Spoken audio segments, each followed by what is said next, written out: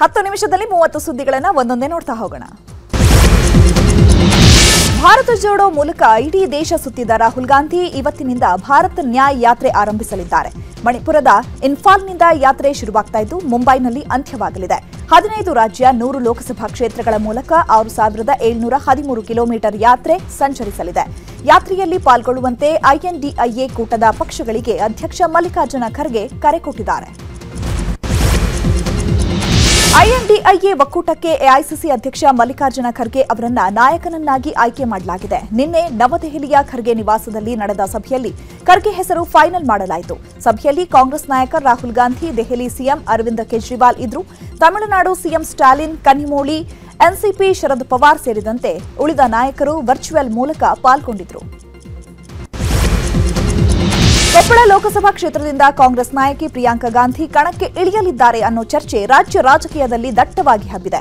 ರಾಜ್ಯ ಮಟ್ಟದ ನಾಯಕರಿಗೆ ತಿಳಿಸದೆ ಎಐಸಿಸಿ ರಹಸ್ಯವಾಗಿ ಕರ್ನಾಟಕದ ಕೊಪ್ಪಳ ಮತ್ತು ತೆಲಂಗಾಣದ 1 ಲೋಕಸಭಾ ಕ್ಷೇತ್ರದಲ್ಲಿ ಸಮೀಕ್ಷೆ ನಡೆಸಿದೆ ಎನ್ನಲಾಗ್ತಾ ಇದೆ. ಉತ್ತರ ಭಾರತಕ್ಕೆ ಹೋಲಿಸಿದರೆ ದಕ್ಷಿಣ ಭಾಗದಲ್ಲಿ ಕಾಂಗ್ರೆಸ್ ಇನ್ನೂ ಗಟ್ಟಿಯಾಗಿದೆ. ಗಾಂಧಿ ಕುಟುಂಬ ಕರ್ನಾಟಕದಿಂದ ಸ್ಪರ್ಧೆ ಮಾಡಬೇಕು, ಕರ್ನಾಟಕಕ್ಕೆ ಬಂದ್ರೆ ಪಕ್ಷಕ್ಕೆ ಲಾಭ ಆಗಲಿದೆ ಅಂತ ಸಮೀಕ್ಷೆ ಹೇಳಿದೆಯಂತೆ. ಸಂಸತ್ನಲ್ಲಿನ ಸ್ಮೋಕ್ ಬಾಂಬ್ ಪ್ರಕರಣದಲ್ಲಿ ಬಂಧಿತ ಮೈಸೂರಿನ ಮನೋರಂಜನ್ ಪ್ರಕರಣದ ಮಾಸ್ಟರ್ ಮೈಂಡ್ ಅಂತ ಹೇಳಲಾಗ್ತಾ ಇದೆ.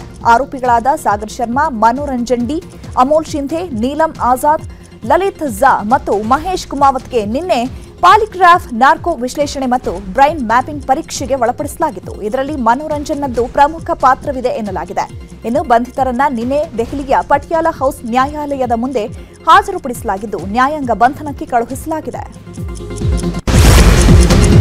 ಹಾವೇರಿ ಜಿಲ್ಲೆ ಹಾನಗಲ್ ಪಟ್ಟಣದ ಗ್ಯಾಂಗ್ ರೇಪ್ ಪ್ರಕರಣ ರಾಜಕೀಯ ಸ್ವರೂಪವನ್ನು ಪಡೆದುಕೊಳ್ತಾ ಇದೆ. ಸಂತ್ರಸ್ತೆಯನ್ನ ಇವತ್ತು ಭೇಟಿ ಮಾಡಲಿವೆ ಹಲವು ನಿಯೋಗಗಳು ಹಾಗೂ ನಾಯಕರು. ರಾಜ್ಯ ಬಿಜೆಪಿ ಮಹಿಳಾ ನಿಯೋಗ ಭೇಟಿ ಮಾಡಲಿದೆ. ಬಳಿಕ ರಾಜ್ಯ ಅಲ್ಪಸಂಖ್ಯಾತರ ಆಯೋಗದ ಅಧ್ಯಕ್ಷ ಅಬ್ದುಲ್ ಅಜೀಂ ಕೂಡ ಭೇಟಿ ಮಾಡಲಿದ್ದಾರೆ. ಮಧ್ಯಾಹ್ನದ ನಂತರ ಬಿಜೆಪಿ ಟೀಮ್ ಸಂತ್ರಸ್ತೆ ಭೇಟಿ ಆಗಲಿದೆ. ಹಾವೇರಿ ಗ್ಯಾಂಗ್ ರೇಪ್ ಪ್ರಕರಣ ಗಂಭೀರ ಸ್ವರೂಪವನ್ನು ಪಡೆದುಕೊಳ್ತಿದ್ದಂತೆ ಕಾಂಗ್ರೆಸ್ ನಾಯಕರು ಕೂಡ ಸಂತ್ರಸ್ತೆ ಕುಟುಂಬಕ್ಕೆ ಎಡತಾಗ್ತಿದ್ದಾರೆ. ಬ್ಯಾಡಗಿ ಶಾಸಕ ಬಸವರಾಜ್ ಶಿವಣ್ಣನವರ ಹಾಗೂ ಕಾಂಗ್ರೆಸ್ ಮುಖಂಡ ಅವರ ತಂಡ ಸಂತ್ರಸ್ತೆಯನ್ನ ಭೇಟಿ ಮಾಡಿ ಸಾಂತ್ವನವನ್ನ ಹೇಳಿ ನೊಂದ ಮಹಿಳೆಗೆ 50,000 ರೂಪಾಯಿ ಪರಿಹಾರ ಹಣ ವಿತರಿಸಿದರು. ಹಾವೇರಿಯ ಹಾನಗಲ್ ಗ್ಯಾಂಗ್ ರೇಪ್ ಪ್ರಕರಣದ ಬೆನ್ನಲ್ಲೇ ಮತ್ತೊಂದು ಕಿಡ್ನಾಪ್ ಕೇಸ್ ದಾಖಲಾಗಿದೆ. ಹಾನಗಲ್ ಪಟ್ಟಣದ ಹಿಂದೂ ಯುವತಿಯನ್ನ ಅನ್ಯ ಕೋಮಿನ ಯುವಕ ಕಿಡ್ನಾಪ್ ಮಾಡಿದ್ದಾನೆ ಎನ್ನಲಾಗಿದೆ.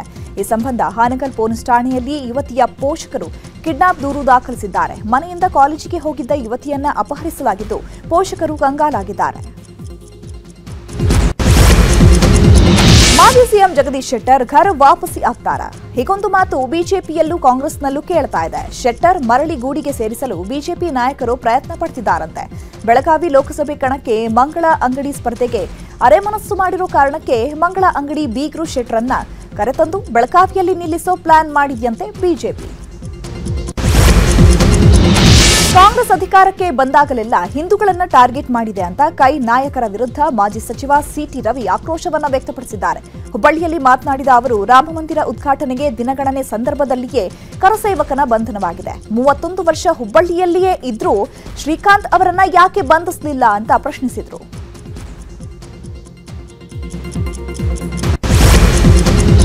ಭಾಷಣದ ವೇಳೆ ಅನಂತಕುಮಾರ್ ಹೆಗಡೆ ಎಡವಟ್ಟು ಹೇಳಿಕೆ ನೀಡಿದ್ದಾರೆ. ಬಾಂಬ್ ಬ್ಲಾಸ್ಟ್ನಲ್ಲಿ ರಾಜೀವ್ ಗಾಂಧಿ ಮೃತಪಟ್ಟಿದ್ರು ಅನ್ನುವ ಬದಲು ರಾಹುಲ್ ಗಾಂಧಿ ಮೃತಪಟ್ಟಿದ್ರು ಅಂತ ಹೇಳಿದ್ದಾರೆ. ಕುಮಟಾದಲ್ಲಿ ನಡೆದ ಕಾರ್ಯಕ್ರಮವೊಂದರಲ್ಲಿ ಮಾತನಾಡುವಾಗ ಅನಂತಕುಮಾರ್ ಹೆಗಡೆ ಈ ಎಡವಟ್ಟನ್ನ ಮಾಡಿಕೊಂಡಿದ್ದಾರೆ. ಅನಂತಕುಮಾರ್ ಹೆಗಡೆ ಹೇಳಿಕೆಗೆ ಸಿಎಂ ಸಿದ್ದರಾಮಯ್ಯ ಕಿಡಿಕಾರಿದ್ದಾರೆ.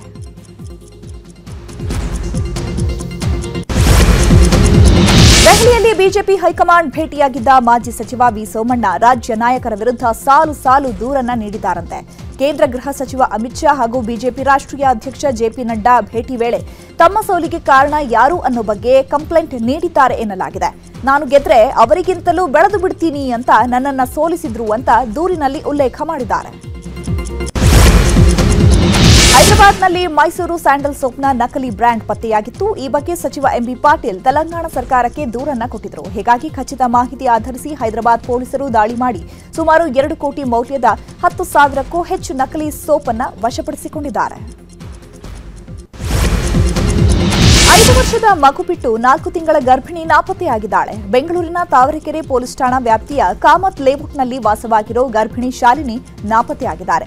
ಪತಿ ಸ್ವಾಮಿ ಪತ್ನಿಯನ್ನ ರಾತ್ರಿ ಪೂರ್ತಿ ಮೆಜೆಸ್ಟಿಕ್ ಹಾಗೂ ಬಿಎಂಟಿಸಿ ಬಸ್ ಸ್ಟ್ಯಾಂಡ್ನಲ್ಲಿ ಹುಡುಕ್ತಾ ಇದ್ದಿದ್ದು ಮನ ಕಲಕುವಂತಿತ್ತು.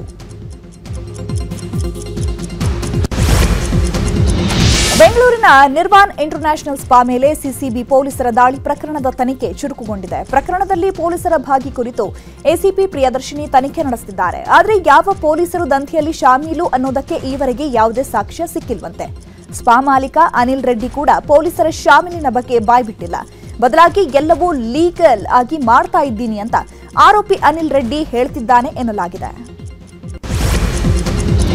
ಹಾವೇರಿ ತಾಲೂಕಿನ ಹಾವನೂರು ಗ್ರಾಮದ ಬಳಿ ತುಂಗಭದ್ರಾ ನದಿಯಲ್ಲಿ ಮರಳುಗಾರಿಕೆಗೆ ಸ್ಥಳೀಯರಿಂದ ಭಾರೀ ವಿರೋಧ ವ್ಯಕ್ತವಾಗ್ತಾ ಇದೆ. ಗ್ರಾಮದ ಹಿರಿಯರು, ಮಹಿಳೆಯರು, ಯುವಕರು ಟ್ರ್ಯಾಕ್ಟರ್ನಲ್ಲಿ ತಂಡೋಪತಂಡವಾಗಿ ಆಗಮಿಸಿ ನದಿ ತಟದಲ್ಲಿ ಪ್ರತಿಭಟನೆ ನಡೆಸಿದರು. ಮರಳು ತೆಗೆಯುವುದನ್ನು ನಿಲ್ಲಿಸದಿದ್ದರೆ ಹೋರಾಟ ತೀವ್ರಗೊಳಿಸುವುದಾಗಿ ಎಚ್ಚರಿಕೆಯನ್ನು ಕೊಟ್ಟಿದ್ದಾರೆ. ಬೆಂಗಳೂರಿನಲ್ಲಿ ಟ್ರಾಫಿಕ್ ಜಂಜಾಟ ತಪ್ಪಿಸಲು ಪೊಲೀಸರು ಎಐ ಮೊರೆ ಹೋಗಿದ್ದಾರೆ. ಸಂಚಾರ ನಿರ್ವಹಣೆ, ಕನ್ವೆನ್ಷನ್ ಅಲರ್ಟ್ ಹಾಗೂ ಆಂಬ್ಯುಲೆನ್ಸ್ಗಳ ಸುಗಮ ಸಂಚಾರಕ್ಕೆ ಕೃತಕ ಬುದ್ಧಿಮತ್ತೆ ತಂತ್ರಜ್ಞಾನ ಬಳಕೆ ಮಾಡಲು ನಿರ್ಧರಿಸಲಾಗಿದೆ. ಅದಕ್ಕಾಗಿ ಅಸ್ತ್ರಂ ಎಂಬ ಆಪ್ ಸಿದ್ಧಪಡಿಸಿರೋ ಸಂಚಾರಿ ಪೊಲೀಸರು ಪ್ರಮುಖವಾಗಿ ಆಂಬ್ಯುಲೆನ್ಸ್ಗಳ ಸುಗಮ ಸಂಚಾರದ ಮೇಲೆ ನಿಗಾ ಇಡಲಿದೆ. ಕಲಬುರಗಿಯಿಂದ ಅಫ್ಜಲಪುರಕ್ಕೆ ಸಂಪರ್ಕ ಕಲ್ಪಿಸುವ ರಾಜ್ಯ ಹೆದ್ದಾರಿ 150 ಪ್ರಯಾಣಿಕರಿಗೆ ಮೃತ್ಯು ಕೂಪವಾಗಿ ಪರಿಣಮಿಸಿದೆ. ಕರ್ನಾಟಕ ಮತ್ತು ನೆರೆಯ ಮಹಾರಾಷ್ಟ್ರ ಮಧ್ಯೆ ಸಂಪರ್ಕ ಕೊಂಡಿಯಾಗಿರುವಂತಹ ಇಂಟರ್ಸ್ಟೇಟ್ ಹೈವೇಯಲ್ಲಿ ಕಿತ್ತೋದ ಡಾಂಬಾರು, ಮೊಣಕಾಲುದ್ದದ ಗುಂಡಿಗಳಿಂದಾಗಿ ನೂರಾರು ಮಂದಿ ಪ್ರಾಣ ಬಿಟ್ಟರೂ ಅಧಿಕಾರಿಗಳು ಎಚ್ಚೆತ್ತುಕೊಂಡಿಲ್ಲ. ಕರ್ನಾಟಕ ನಾಮಕರಣವಾಗಿ 50 ವರ್ಷಗಳ ಸವಿ ನೆನಪಿಗಾಗಿ ಕನ್ನಡ ಸಾಹಿತ್ಯ ಪರಿಷತ್ ಹಮ್ಮಿಕೊಂಡಿರುವ ರಥಯಾತ್ರೆ ಕಲಬುರಗಿ ನಗರ ಪ್ರವೇಶಿಸಿದೆ. ಕಲಬುರಗಿ ನಗರದ ಮುಖ್ಯ ರಸ್ತೆಯಲ್ಲಿ ಕನ್ನಡ ರಥದ ಅದ್ಧೂರಿ ಮೆರವಣಿಗೆ ನಡೆಯಿತು. ಕನ್ನಡಾಭಿಮಾನಿಗಳು ಮೆರವಣಿಗೆಯ ಉದ್ದಕ್ಕೂ ಕುಣಿದು ಕುಪ್ಪಳಿಸಿದರು. ಮೆರವಣಿಗೆ ಉದ್ದಕ್ಕೂ ಕನ್ನಡ ಪರ ಜಯ ಘೋಷಗಳು ಮೊಳಗಿದ್ದವು.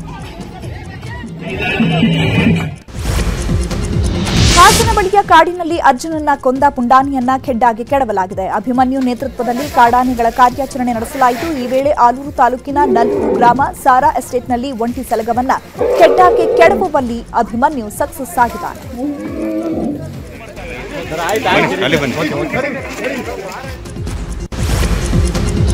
ಶಿವಮೊಗ್ಗ ಜಿಲ್ಲೆಯ ತೀರ್ಥಹಳ್ಳಿಯ ಪುರಾಣ ಪ್ರಸಿದ್ಧ ಶ್ರೀ ರಾಮೇಶ್ವರ ದೇವರ ತೆಪ್ಪೋತ್ಸವ ನಡೆಯಿತು.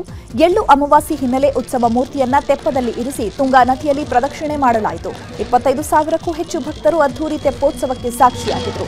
ವಿದ್ಯುತ್ ದೀಪಗಳಿಂದ ನಿರ್ಮಿಸಿದ ರಾಮ ಮಂದಿರ ಪ್ರತಿರೂಪ ಭಕ್ತರ ಕಣ್ಮನ ಸೆಳೆಯಿತು. ತೆಪ್ಪ ಕೂಡ ಪುರಾಣ ಪ್ರಸಿದ್ಧ ರಾಮೇಶ್ವರನ ಜಾತ್ರೆ 3 ದಿನದಿಂದ ಅದ್ಧೂರಿ.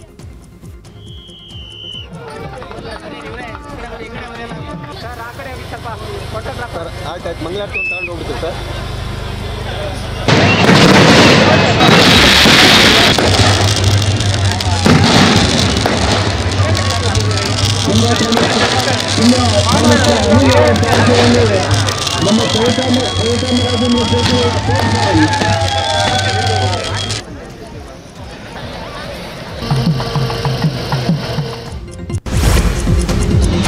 ಸಿಲಿಕಾನ್ ಸಿಟಿ ಬೆಂಗಳೂರಿನಲ್ಲಿ ವರ್ಷದ ಮೊದಲ ಸುಗ್ಗಿ ಹಬ್ಬ ಸಂಕ್ರಾಂತಿಯ ಸಂಭ್ರಮ ಕಳೆಗಟ್ಟಿದೆ. ಹಬ್ಬಕ್ಕೆ ಬೇಕಾದ ಅಗತ್ಯ ವಸ್ತುಗಳ ಖರೀದಿಗೆ ಜನರು ಮಾರುಕಟ್ಟೆಗಳತ್ತ ಮುಖ ಮಾಡಿದ್ದಾರೆ.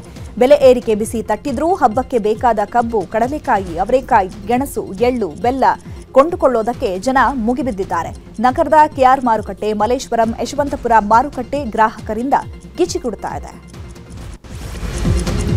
ಕೇಂದ್ರ ಸಚಿವ ತಮಿಳುನಾಡು ಮೂಲದ ಎಲ್ ಮುರುಗನ್ ಅವರ ಮನೆಯಲ್ಲಿ ಪೊಂಗಲ್ ಹಬ್ಬ ನಡೆಯಲಿದ್ದು ಪ್ರಧಾನಿ ಮೋದಿಯನ್ನ ಆಹ್ವಾನಿಸಿದ್ದಾರೆ. ದೆಹಲಿಯ ಮುರುಗನ್ ನಿವಾಸಕ್ಕೆ ಪ್ರಧಾನಿ ಮೋದಿ ಭೇಟಿ ನೀಡಲಿದ್ದಾರೆ. ಮಕರ ಸಂಕ್ರಾಂತಿ ಹಿನ್ನೆಲೆ ತಮಿಳುನಾಡಲ್ಲಿ ಪೊಂಗಲ್ ಹಬ್ಬವನ್ನು ಅದ್ದೂರಿಯಾಗಿ ಆಚರಿಸಲಾಗುತ್ತದೆ. ಕಳೆದ ವರ್ಷವೂ ಪುಂಥಾಡು ಹಬ್ಬ ಆಚರಿಸಲು ಮೋದಿ ಅವರು ಮುರುಗನ್ ಮನೆಗೆ ಭೇಟಿ ಕೊಟ್ಟಿದ್ದರು. ಅಯೋಧ್ಯೆ ಶ್ರೀರಾಮ ಬಿಪಿಎಲ್ ಕಾರ್ಡ್ ಇರುವ ಬಡಪಾಯಿಯಂತೆ ಬಡತನ ರೇಖೆಗಿಂತ ಕೆಳಗಿರೋ ರಾಮನಿಗೆ ಮನೆ ಕಟ್ಟಿಸ್ತಿದ್ಯಂತೆ ಬಿಜೆಪಿ. ಹೀಗೊಂದು ವಿವಾದ ಮಾಡಿಕೊಂಡಿದ್ದಾರೆ ಬಂಗಾಳಿ ನಟಿ ಟಿಎಂಎಸ್ ಸಂಸದೆ ಶತಾಬ್ದಿ ರಾಯ್. ಶ್ರೀರಾಮನ ಮಕ್ಕಳಾದ ಲವಕುಶರಿಗೂ ಮನೆ ಕಟ್ಟಿಕೊಡಬೇಕಿದೆ ಅನ್ನುವ ಮೂಲಕ ವಿವಾದ ಸೃಷ್ಟಿಸಿದ್ದಾರೆ. ಕ್ರಿಕೆಟ್ ದಿಗ್ಗಜ ಸಚಿನ್ ತೆಂಡೂಲ್ಕರ್ಗೆ ಅಯೋಧ್ಯೆ ರಾಮಮಂದಿರ ಉದ್ಘಾಟನಾ ಸಮಾರಂಭಕ್ಕೆ ಆಹ್ವಾನಿಸಲಾಗಿದೆ. ಜನವರಿ 22ರಂದು ರಾಮಮಂದಿರದ ಪ್ರಾಣ ಪ್ರತಿಷ್ಠಾಪನಾ ಕಾರ್ಯಕ್ರಮದಲ್ಲಿ ಪಾಲ್ಗೊಳ್ಳುವಂತೆ ಆಹ್ವಾನ ನೀಡಲಾಗಿದೆ. ಮತ್ತು ಕಾಶ್ಮೀರದಲ್ಲಿ ಪಾಕಿಸ್ತಾನ ಪ್ರೇರಿತ ಭಯೋತ್ಪಾದನೆಯನ್ನ ಹಿಮ್ಮೆಟ್ಟಿಸಲು ಭಾರತೀಯ ಸೇನೆ ಸಜ್ಜಾಗಿದೆ. ಇತ್ತೀಚೆಗೆ ಕಣಿವೆಯಲ್ಲಿ ಮತ್ತೆ ಭಯೋತ್ಪಾದನೆಯನ್ನ ಹೆಚ್ಚಿಸಲು ಭಯೋತ್ಪಾದಕರು ಪೂಂಚ್ ಮತ್ತು ರಜೌರಿ ಪ್ರದೇಶಗಳನ್ನು ಗುರಿಯಾಗಿಸಿಕೊಂಡು ದಾಳಿ ನಡೆಸುತ್ತಿದ್ದಾರೆ. ಈ ಹಿನ್ನೆಲೆಯಲ್ಲಿ ಭಯೋತ್ಪಾದಕರನ್ನ ಸದೆಬಡಿಯಲು ಸೇನೆ ಆಪರೇಷನ್ ಸರ್ವಶಕ್ತಿ ಕಾರ್ಯಾಚರಣೆಯನ್ನ ಆರಂಭಿಸ್ತಾ ಇದೆ. ಪೆರ್ ಪಂಚಾಲ್ ಪರ್ವತ ಶ್ರೇಣಿಯ ಎರಡೂ ಕಡೆಯಿಂದ ಭಯೋತ್ಪಾದನಾ ನಿಗ್ರಹ ಕಾರ್ಯಾಚರಣೆಗಳನ್ನು ನಡೆಸಲು ಸೇನೆ ನಿರ್ಧಾರ ಮಾಡಿದೆ. ಶಿವಮೊಗ್ಗದ ನವೋಲಿಕೆಯ ಕೆಎಸ್ಸಿಎ ಕ್ರೀಡಾಂಗಣದಲ್ಲಿ ಕರ್ನಾಟಕ ಮತ್ತು ಮುಂಬೈ ನಡುವೆ ನಡೀತಾ ಇರುವ ಅಂಡರ್-19 ಕೋಚ್ ಬೆಹಾರ್ ಟ್ರೋಫಿ ಫೈನಲ್ ಪಂದ್ಯ ನಡೀತಾ ಇದೆ. ಎರಡನೇ ದಿನವಾದ ನಿನ್ನೆ ಪ್ರಕಾರ್ ಚತುರ್ವೇದಿ, ಹರ್ಷಲ್ ಧರ್ಮನಿ ಅವರ ಶತಕದ ನೆರವಿನಿಂದ ಕರ್ನಾಟಕ ತಂಡ ಪಂದ್ಯದ ಮೇಲೆ ಬಿಗಿ ಹಿಡಿತ ಸಾಧಿಸಿದೆ. ಎರಡನೇ ದಿನದಾಟದ ಅಂತ್ಯಕ್ಕೆ ಕರ್ನಾಟಕ ತಂಡ 1 ವಿಕೆಟ್ ನಷ್ಟಕ್ಕೆ 181 ರನ್ ಗಳಿಸಿದೆ. ಭಾರತ ಅಫ್ಘಾನಿಸ್ತಾನ ಕ್ರಿಕೆಟ್ ತಂಡಗಳ ನಡುವಿನ ಎರಡನೇ ಟಿ20 ಪಂದ್ಯ ಸಂಜೆ ನಡೆಯಲಿದೆ. ಮಧ್ಯಪ್ರದೇಶದ ಇಂದೋರ್ ಸ್ಟೇಡಿಯಂನಲ್ಲಿ ಎರಡನೇ ಪಂದ್ಯ ನಡೆಯಲಿದೆ. ಸ್ಟಾರ್ ಬ್ಯಾಟ್ಸ್ಮನ್ ವಿರಾಟ್ ಕೊಹ್ಲಿ ಇವತ್ತು ಬ್ಯಾಟಿಂಗ್ ಮಾಡಲಿದ್ದಾರೆ. ಮೊಹಾಲಿ ಪಂದ್ಯ ಗೆದ್ದಿರೋ ಇಂಡಿಯಾ ಈ ಪಂದ್ಯ ಗೆದ್ದು ಸರಣಿ ಗೆಲ್ಲೋ ಆತ್ಮವಿಶ್ವಾಸದಲ್ಲಿದೆ. ಕನ್ನಡಿಗರ ಮೆಚ್ಚಿನ ನಿಮ್ಮ ನ್ಯೂಸ್ 18 ಕನ್ನಡ ಈಗ ವಾಟ್ಸ್ಆಪ್ನಲ್ಲಿಯೂ ಲಭ್ಯ. ಕರ್ನಾಟಕ ಮತ್ತು ದೇಶ ವಿದೇಶದ 360 ಡಿಗ್ರಿ ಸುದ್ದಿ ವಿವರವನ್ನ ನೀವು ನಿಮ್ಮ ಕೈ ಬೆರಳುಗಳಲ್ಲಿಯೇ ಪಡೆಯೋದಿಕ್ಕೆ ಈ QR ಕೋಡ್ ಅನ್ನ ಸ್ಕ್ಯಾನ್ ಮಾಡಿ. ನಮ್ಮ ಚಾನೆಲ್ ಅನ್ನ ಫಾಲೋ ಮಾಡಿ, ನೋಟಿಫಿಕೇಶನ್ ಆನ್ ಮಾಡಿ.